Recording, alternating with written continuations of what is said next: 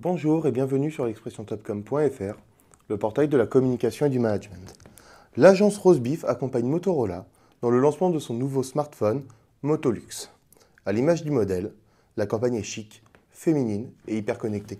Pour nous parler de ce flash, nous recevons Antoine David, directeur associé de l'agence Rosebeef. Bonjour. Bonjour. Alors avant de nous parler plus en détail de la campagne, est-ce que vous pouvez nous en dire un peu plus sur l'agence Rosebeef? Ouais, alors Rosebeef a été créé il y a 6 ans par moi et par mon associé France McCabe. On compte aujourd'hui une trentaine de collaborateurs. On est une agence de pub indépendante et on travaille aujourd'hui, on n'a pas de cœur de spécialité particulier. On est aussi bien sur la pub print, digital, télé que du trade marketing ou des RP. Enfin voilà, on s'amuse à pouvoir être sur plein de secteurs différents.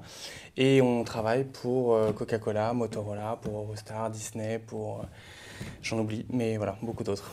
Des grands noms. Alors, qu'est-ce que c'est que Motolux? Alors historiquement, enfin, Motorola est un client historique de l'agence, c'est avec eux qu'on a eu la chance de démarrer, de lancer Rosebeef. On a renoué le contact fin 2011 pour le lancement de plusieurs mobiles, dont le smartphone Motolux, qui est un téléphone qui est assez élégant, qui est très design, qui est très léger, qui est doté d'un très bon appareil photo et qui a l'avantage d'être très très bien positionné en prix. Et donc qui nous permettait de pouvoir aller travailler une cible assez féminine, assez jeune et dynamique. Alors, comment on parle de ce téléphone? Il y a plusieurs choses. L'axe, enfin clairement, c'était lié à la cible. On a voulu aller sur l'univers de la mode. Il y a beaucoup de collaborations qui se font entre les marques et la mode, c'est pas nouveau. Néanmoins, quelque chose qui était impossible pour nous et qui n'était pas d'ailleurs souhaitable, car encore une fois la cible, c'était d'aller chercher une signature avec un designer très haute couture, etc. C'était pas du tout l'enjeu pour nous. On voulait être vraiment sur le partage, sur l'échange, sur la viralité, etc. Et donc les valeurs qu'on voulait défendre, c'est plus le shopping, en gros la mode version ludique, que la couture, qui est une mode plus institutionnelle et qui ne correspondait pas vraiment aux attentes de la cible selon nous. Alors, comment on met en place après la communication autour de ça? C'est quoi les éléments? Alors les éléments, clairement, on a voulu à dessein aller sur Facebook, rien de très Forcément, original pour ça, voilà. on a dit hyper connecté. C'est ça. On a créé une appli et une mécanique qui est assez simple, qu'on voulait simple et qui a été simple. C'était un like égale une seconde de shopping. Le truc est super simple. En gros, on donnait les clés entre guillemets de la page Facebook à une blogueuse mode célèbre, c'est Kenza, qui est un blog, c'est la revue de Kenza, qui compte parmi les plus influents de cet univers-là, et d'une manière générale, une blogueuse assez influente. Chaque fois, le plus il y avait de fans de la page Motorola, le plus elle distillait en fait des conseils, des bons plans mode. Elle donnait aussi des photos qu'elle prenait elle-même avec son Motolux. Donc voilà, plus il y avait de likes, plus il y avait de réponses mode proposées par Motorola. Ça, c'était vraiment sur la partie échange et plutôt communautaire. En parallèle de ça, il y a un jeu concours qui était proposé, bien entendu, et qui permettait surtout aux nanas en fait, hein, qui se connectaient au site très clairement, de pouvoir gagner des bons d'achat chez New Look, qui est un partenaire prêt-à-porter. Et voilà, il y a eu des tirages au sort qui permettaient de gagner toujours plus de bons d'achat avec une mécanique qui marche plutôt bien, qui est j'invite mes amis à participer également. Si elle gagne, ben moi je vais gagner aussi. Donc c'est plutôt un principe rigolo. Et puis le dernier maillon de la chaîne, c'était aussi de poursuivre ce partenariat avec Kenza et avec New Look, cette marque de prêt-à-porter en trade marketing. Donc chez Orange et chez d'autres retailers, en fait, pour tout achat d'un téléphone, on avait un bon d'achat de 20 € de réduction, enfin un bon d'achat de 20 € chez New Look. D'accord, donc on était vraiment dans quelque chose qui était sur la partie du prêt-à-porter, donc quelque chose de shopping. Ouais, c'était clairement l'idée d'être shopping, de pas d'avoir la mode comme un vecteur d'échange plus que comme quelque chose de statutaire. Voilà, c'était vraiment plus pour la mode fun, décalée. C'est des produits qu'on peut acheter qui ne coûtent pas excessivement cher. Souvent, et c'est le lien au téléphone, hein, clairement, on s'adresse à une cible qui va se prendre en photo entre copines, va les publier sur Twitter, sur Facebook. Et le Motolux, c'est l'outil idéal pour ça.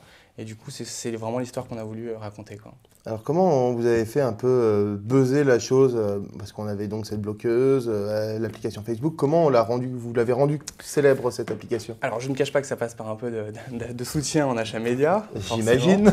En fait, d'abord, avant l'achat média, il y a eu un petit travail de RP qui a été mené. On est assez proche de ces univers de blogueuses, etc. et qui ont été super sensibles à la mécanique et qui trouvaient ça assez rigolo et qui en ont parlé. Pour ce qui est de Facebook à proprement parler, il y avait des Facebook Ads qui redirigeait directement vers la page Motorola France et l'application qu'on a créée pour eux. Mais on avait aussi les Facebook donc, de la blogueuse Kenza et de New Look, la marque partenaire, qui aussi relayait l'actu. Ensuite, en print, on a eu une page, puis une demi-page, je crois, dans 20 minutes, avec aussi des flyers qui étaient en co-distrib dans certains points un peu localisés. En affichage événementiel, on a eu une bâche de, je crois, 275 mètres carrés à la Défense. Donc une énorme bâche qu'on ne peut pas louper si on bosse là-bas, en tout cas si on fait du shopping là-bas. Et des affichages aussi, des petits écrans LED qu'on voit dans le métro et dans les gares parisiennes. Et enfin, effectivement, la visibilité, c'était une sorte d'échange de visibilité qui s'est fait super simplement. Chez New Look, il y avait un peu de vitrophanie, il y avait des flyers qui étaient remis en caisse pour toute acheteuse et aussi des petites affiches qui étaient présentes dans les cabines d'essayage et qui mettaient surtout en avant la dotation exceptionnelle de tout cet enjeu, qui est qu'on appelle la dotation That Money Can Buy. Enfin bref, et le truc qui est plutôt sympa, c'est que outre les bons d'achat qu'on pouvait gagner sur l'application, il y a une gagnante qui pouvait, elle, partir à Londres, faire une session shopping, un peu carte blanche shopping avec Kenza, qui allait servir et qui va servir, en l'occurrence ça s'est tourné le week-end prochain, comme de personal shopper. Voilà, elle va donner des conseils, etc. et accompagner la gagnante dans différentes boutiques à Londres. De tout ça, on fait des petites vidéos et ces vidéos, c'est aussi relayé sur YouTube. Voilà. D'accord, donc finalement, on avait beaucoup de choses en offline, mais qui redirigeaient vers le online, vers le côté connecté du Motorola. Et est-ce que vous avez quelques chiffres à nous donner? Alors, sur les ventes, malheureusement pas encore.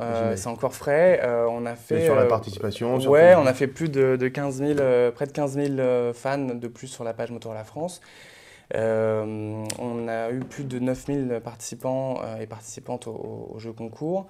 Et après, on ne compte plus les dizaines, centaines d'échanges, de messages. C'est assez rigolo et super enthousiasmant, clairement, de voir le public auquel on s'adresse. Voilà, clairement, dire merci Motorola, merci Kenza, merci. Enfin, voilà, on a eu des tonnes et des tonnes de messages comme ça qui apparaissent encore sur la page. Ils sont plutôt rigolos. Donc, une belle opération qui a bien fonctionné. Une belle OP qui a bien fonctionné et l'histoire avec Motorola continue. On est sur d'autres lancements de mobiles qui vont arriver à la rentrée et en fin d'année. C'est toujours les périodes de Noël, etc. Donc il y a des lancements de jolis téléphones qui arrivent. Et voilà, le principe, c'est toujours d'attaquer, entre guillemets, ces lancements en réfléchissant bien à qui on s'adresse. Ça paraît logique, évident, mais ce n'est pas toujours le cas. Et de pouvoir vraiment jouer au départ sur les attributs du téléphone pour aller cibler quelqu'un. Je fais une parenthèse, juste avant d'avoir lancé le Motolux, on lançait un téléphone qui s'appelle le Défi Plus, qui est un téléphone qui peut être soumis aux rayures, qui peut être jeté dans l'eau, dans la neige, etc., enfin, dans la poussière, bref. Et pour ça, on était partenaire des X Games, qui est une compétition de snowboard et ski, et on avait un dispositif assez rigolo avec un sosie de Chuck Norris qui s'amusait à balancer les téléphones dans la neige et à tester ça un peu auprès des gens. Ça a super bien marché aussi. D'accord, bah écoutez, je pense qu'on se reverra pour parler des prochains lancements. Avec grand plaisir. Merci Antoine d'être venu répondre à nos questions. Alexis. À bientôt. À bientôt.